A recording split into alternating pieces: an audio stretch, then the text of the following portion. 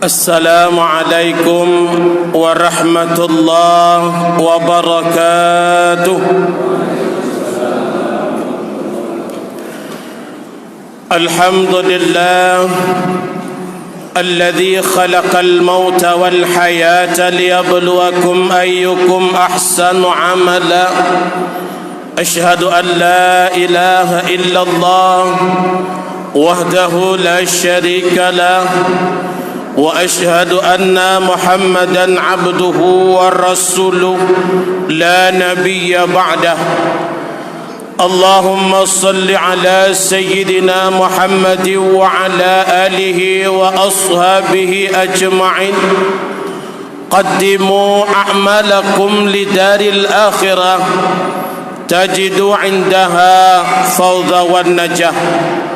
وقال تعالى في القرآن الكريم: أعوذ بالله من الشيطان الرجيم، بسم الله الرحمن الرحيم، وما خلقت الجن والإنسان إلا ليعبدون. صدق الله العظيم. أما بعد.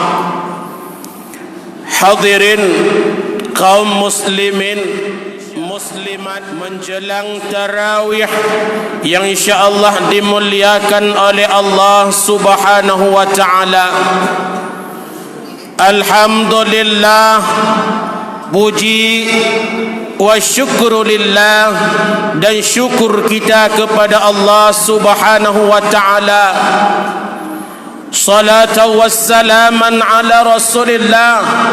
Selawat dan salam kita hanya kepada baginda Rasulullah sallallahu alaihi wasallam, dan juga kepada keluarga sahabat beliau sekalian yang seiring bahu seayun langkah dalam memperjuangkan kalimah thayyibah, dalam memperjuangkan agama Allah, yang mana para sahabat rela mengorbankan harta, rela mengorbankan keluarga, rela mengorbankan nyawa sekalipun, bahkan keluarga, hanya demi menjadi hamba Allah dan hanya untuk mencari ridha Allah Subhanahu wa taala.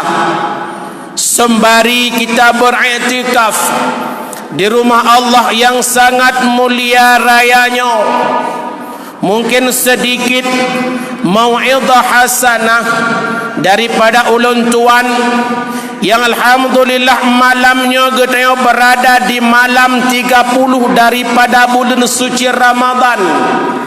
Malam ini merupakan malam terakhir kita melaksanakan ibadah-ibadah sunat, yaitu tarawih. Kita melaksanakan, dan nanti subuh merupakan sahur terakhir kita dalam bulan suci Ramadan. Ramadan ini merupakan salah satu bulan yang diciptakan oleh Allah Subhanahu wa taala. Ramadan ini setiap tahunnya datang. Ramadan ini setiap tahunnya akan pergi. Siap tidak siap getanya Ramadannya teka. Siap hana siap getanya Ramadannya akan berangkat. Yang menjadi permasalahan, tidak ada jaminan, tidak ada sebuah lisensi yang mengatakan bahawa kita akan berjumpa dengan Ramadan yang akan datang. Alhamdulillah, sebuah syukur kita kepada Allah Subhanahu wa taala. Getanya dapat melaksanakan ibadah puasa Ramadan dari pertama Ramadan hingga dengan hari yang berbahagia ini, dan insya-Allah besok kita akan melalui satu hari lagi daripada puasa Ramadan. Mudah-mudahan apa yang kala talaksakakan oleh Gedeoban Bandung baik berupa puasa, baik berupa salat, adakala salat fardu maupun salat sunat, adakala i'tikaf, adakala sedekah yang kita berikan. Mudah-mudahan Allah Subhanahu wa taala menerimanya segala amal ibadah yang kita kerjakan dalam bulan suci Ramadannya.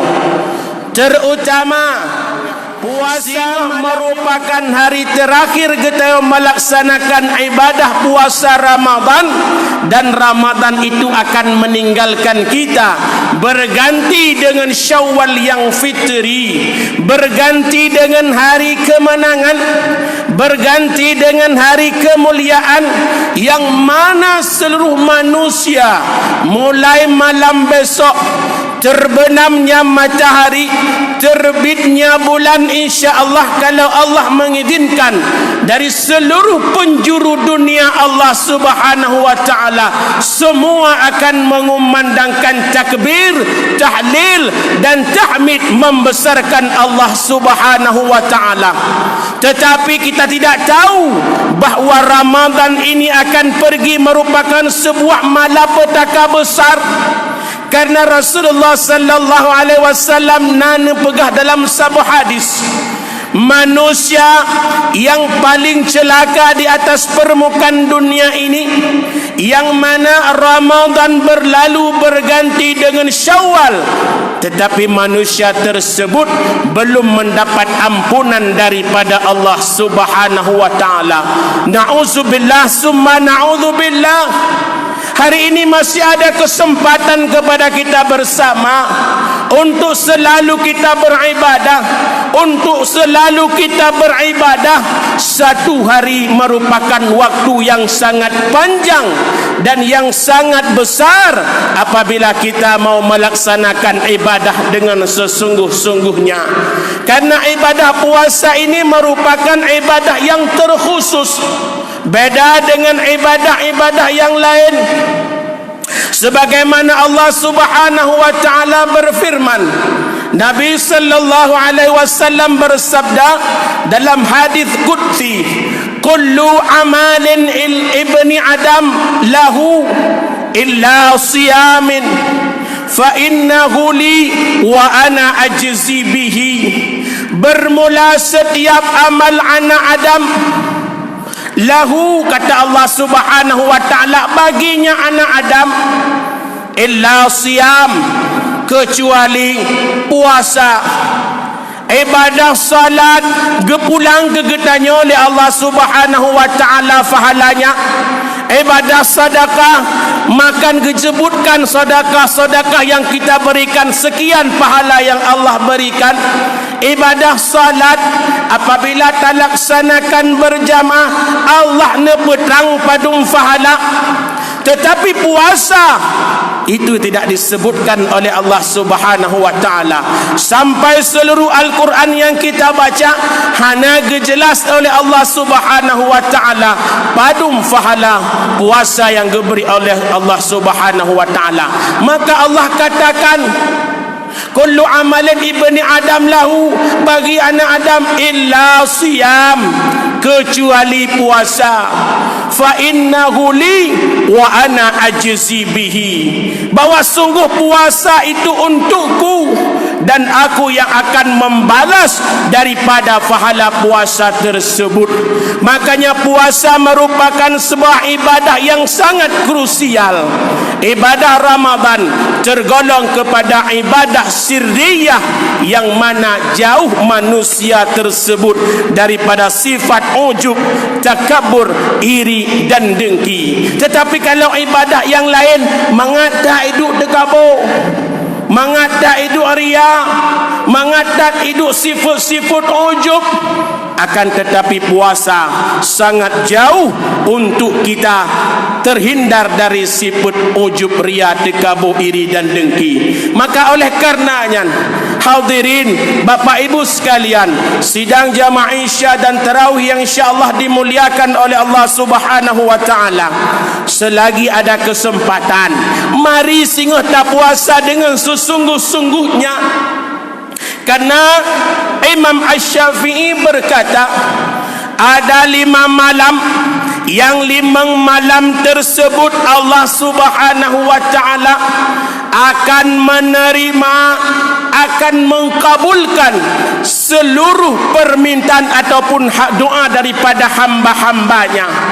Yang pertama, malam hari raya Aidil Fitri, Allah Subhanahu wa ta'ala apabila ada hambanya yang menangis, menumpahkan air matanya, memohon kepada Allah Subhanahu wa ta'ala keampunan, insya-Allah Allah akan mengampun dosa daripada hamba-hambanya tersebut dengan penuh keyakinan, dengan penuh ketulusan, dengan penuh keikhlasan.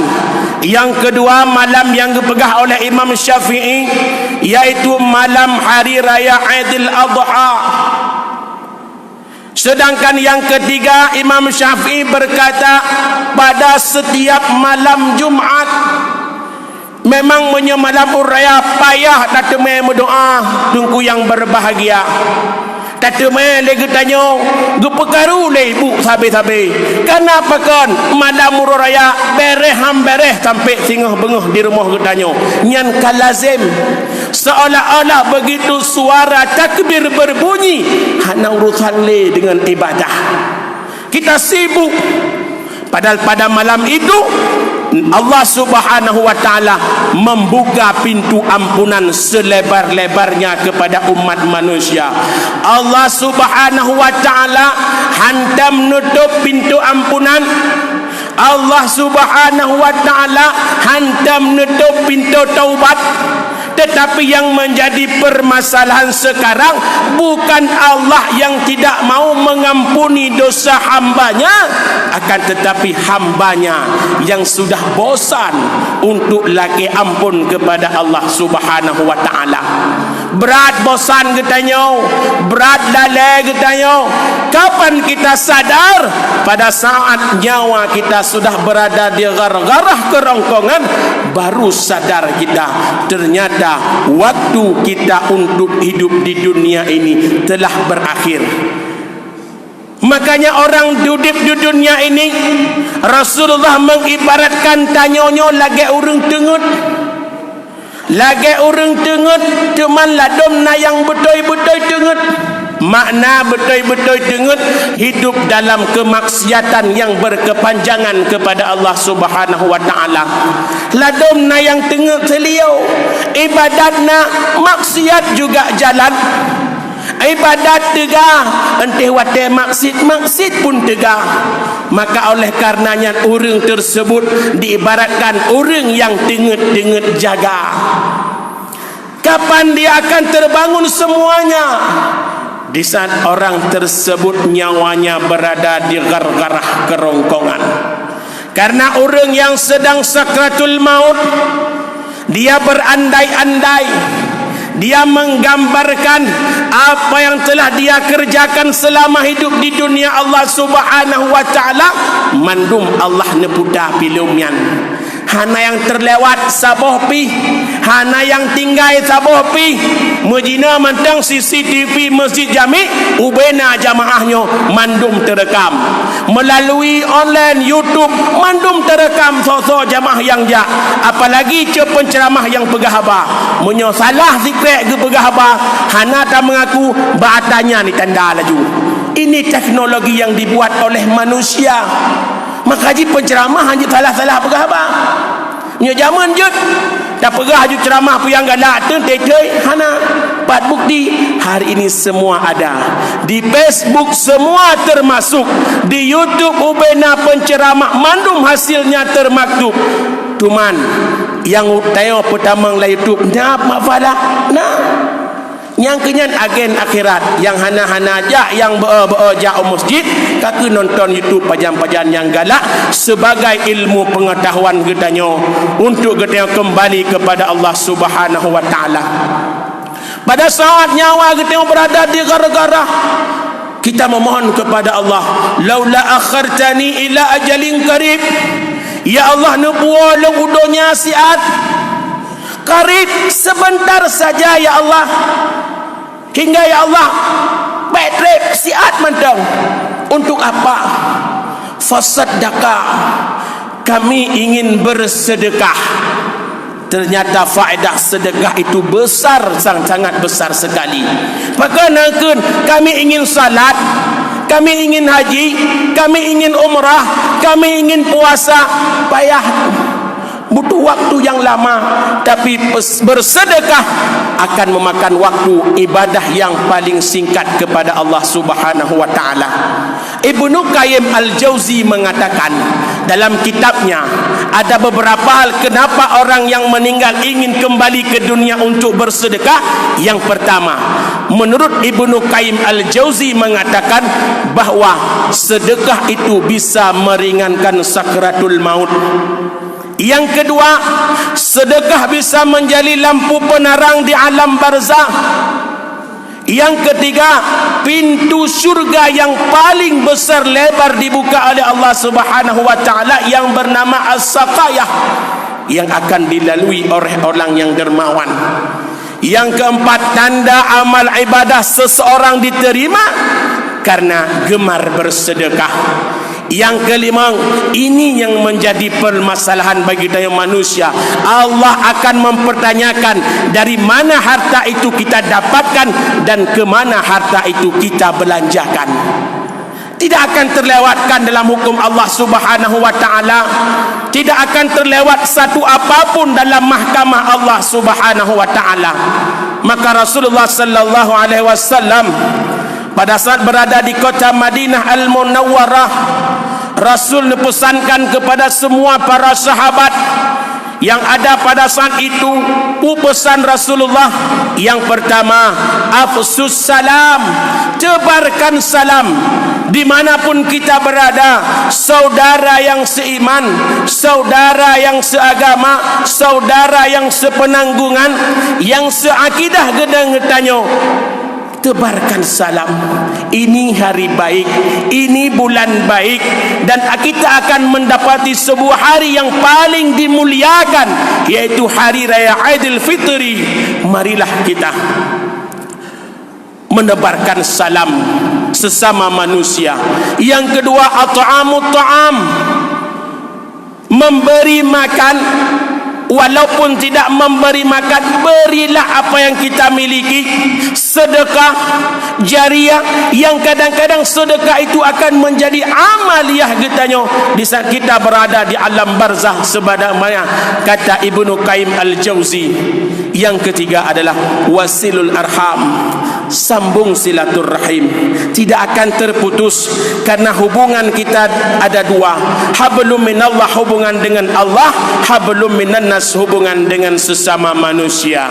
Tiga pesan Rasulullah harus sama-sama kita jalankan agar di akhir daripada hayat kita, kita tidak tergolong kepada orang yang muflis ataupun manusia yang bangkrut, yang selalu beribadah, yang selalu berubudiah, ahli segala ahli dalam ibadah, tetapi pada akhirnya di hari yaumil qiyamah kita dibangkitkan menjadi manusia yang muflis, manusia yang bangkrut, karena seluruh amaliyah kita akan diberikan kepada orang lain yang pernah kita sakiti, yang pernah kita zalimi. Maka oleh karenanya, Bapak dan Ibu sekalian, hadirin sidang jamaah yang mulia, selagi ada kesempatan, nyawang manteng lam tubuh, jaga sikap, jaga lisan, jaga tulisan gedanyo.